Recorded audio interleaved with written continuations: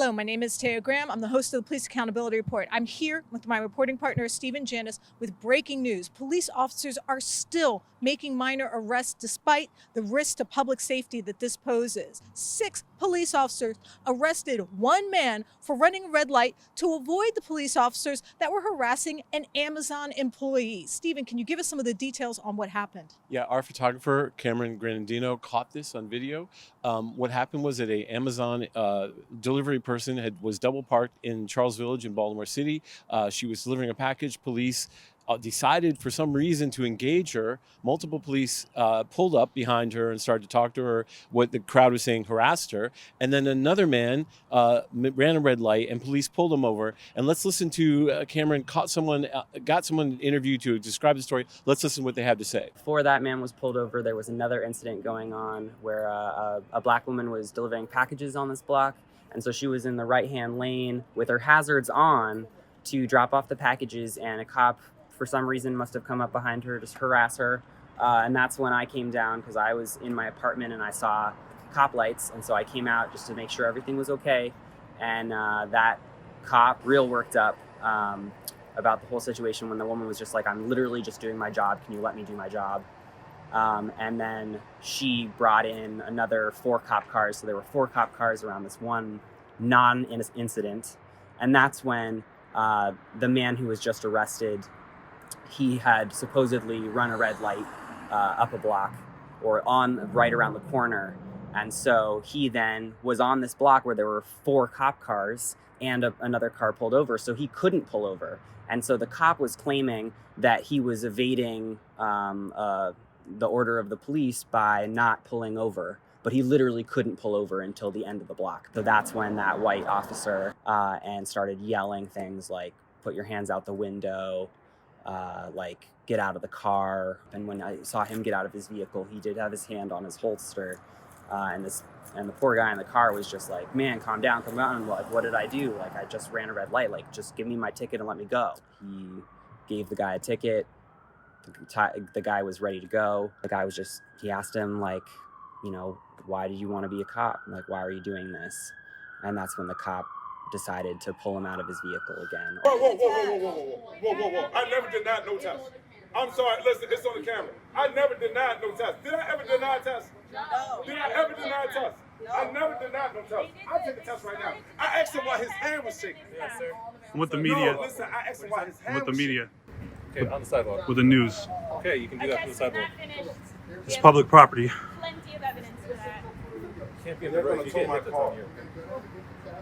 So, Stephen, what are we seeing on camera right now? Well, what you're seeing here, we're showing you, and that we're going to show you without me talking about it, is actually the culmination of the arrest, where the man is pleading with them not to throw him in jail, because as we know, jail is about as dangerous as it gets right now. So he was pleading with him at the same time, and even though he was, the cops would refuse to listen to him. They were accusing him of being drunk, and so it was a really significant and I think scary situation. Right here in front. Boy, he's towing the car. Boy, he's arrested. Why are you towing my car? He did not. There was no test. test. He did not. Don't tow his car. He doesn't need that. You don't have to. Come on, no. No. Be reasonable. No. Be reasonable. Be reasonable. Be reasonable. Come on. Give him a Come test. on. Right here. You have Come it on, all be here. reasonable. I didn't break no law. We're all here I didn't break no watching. law. And I didn't want no sobriety test. Come on, he hasn't done anything. My brother repassed. Just drive him. Over. Get him a lift. We'll get him a lift. We'll get him a lift. Think of the potential harm. I'm not locked up. Be reasonable. There's nothing been done right now. There's nothing been done. No.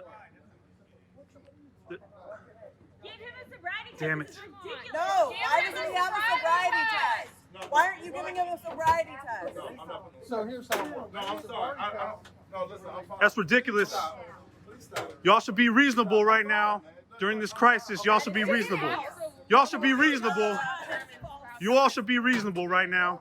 This is so absurd. This is so unfair. Y'all need to be reasonable. Middle of a pandemic. This is ridiculous. You can't even give a person a breathalyzer. Come on, folks. Be reasonable. Everyone is watching. Now, didn't the person offer to take a breathalyzer test? One of the people that was interviewed was saying that this man was about to be given a breathalyzer test, but the officer's hand was shaking and he stopped delivering it. What do you think was the breakdown of communication here? Why were there 6 cops to put one man in a paddy wagon? Well, we have asked the mayor's office for comment. We sent them a clip of this video because we want to answer the question you have, is what was the idea about this?